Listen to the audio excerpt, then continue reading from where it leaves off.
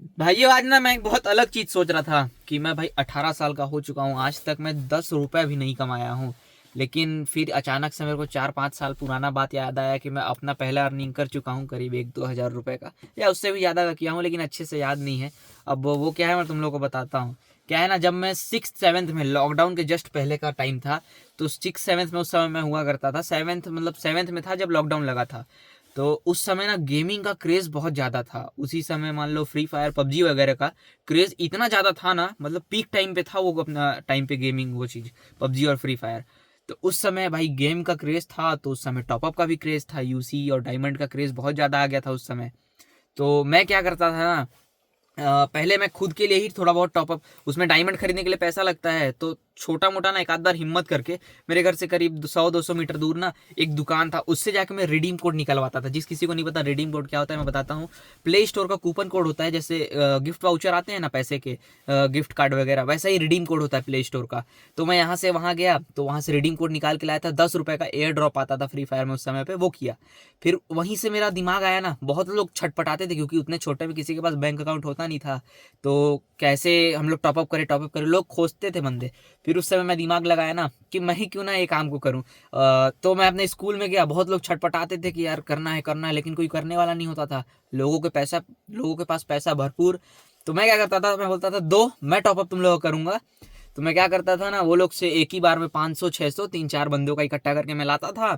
और वहाँ जाता था दुकान में, वहाँ से मैं रिडीम कोड निकलवाता था। और वो दुकान वाले भैया भी कुछ पैसा ज़्यादा चार्ज करते थे, 10 रुपये, 20 रुपये, 30 रुपये, ज़्यादा अमाउंट है तो 50 रुपये तक भी चार्ज करते थे रिडीम कोड निकालने का।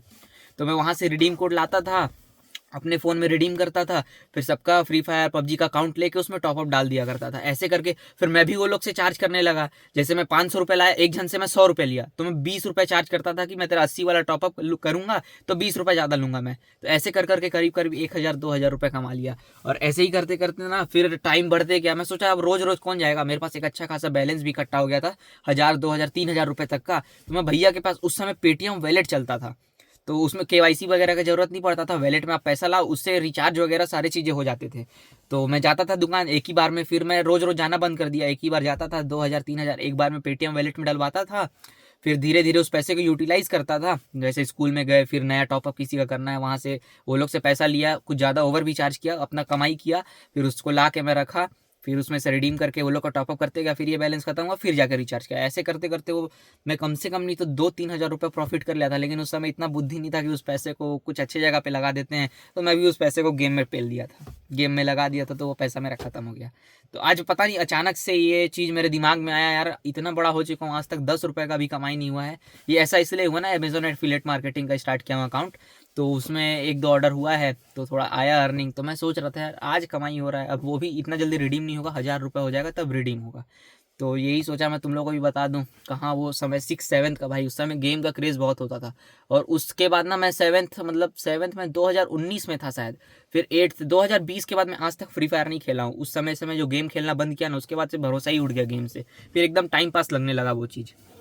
तो यही था। उस समय मैं 2019 में 3-4 हज़ार रुपये कमा लिया था भाई उस समय, लेकिन बुद्धि नहीं था, तो वो पैसा भी मैं गेम में डाल दिया। आज वो होता तो मैं उससे कुछ खा लेता अच्छा, या तो फिर गाड़ी में तेल डलवा के मैं अगल बगल के एरिया में घूम लेता, ये करता। आज के टाइम में इतना अकल आ चुका है, गेम में पैसा लगाना कोई फायदे वाला चीज़ नहीं है। लेकिन आज भी सोच के याद आता है यार, वो समय भी अलग ही समय था 7th 8th का। उस समय का स्कूल लाइफ भी बहुत अच्छा होता था। एक बार, लेकिन एक आध दो बार प्रॉब्लम प्रॉब्लम भी हो जाता था। कैसे, जैसे मैं मंगाया ना, सामने वाला बंदा बोलता था कि मैं तेरे को अपना गेम का आईडी नहीं दूंगा, तू मान ले हैक कर लिया, तो उन लोगों को मैं रिडीम कोड देता था। तो अगर एक ही मोबाइल में 2-3 जीमेल है ना, तो जिसमें तुम उस रिडीम कोड को रिडीम किए, वो गेम में शो नहीं करता था, तो बहुत तामझाम भी होता था कि तू ऐसे कर, बहुत ज़्यादा उसका स्टेप होता था। वो सब करने का मतलब नौबत आ जाता था। मेरे एकदम प्रिय मित्र दोस्त का हुआ था एक बार, उसको वो पहली ही बार मेरे से कराया था। बोलता है यार तू कैसे कर दिया बताना, मेरा पैसा नहीं आया। फिर मैं उसको सही सही बताया, उसको लगा कि मैं स्कैम कर दिया उसके साथ, लेकिन फिर बताया तो वो सब उसका नॉर्मल मामला सॉर्ट हो गया था, मतलब हो गया था। और वो भी वो पैसा ना अपने घर वाले से पूछ के लाया था। उसके घर वाले खुद पैसा दिए थे कि ले तू गेम में डाल दे। कोई घर वाला नहीं करेगा भाई ऐसा। उसके घर वाले है वो भाई जॉब वॉब करते थे, तो था पैसा थोड़ा। बस यही है, सोचा तुम लोग को बता दूं, बस यही चीज़ थी।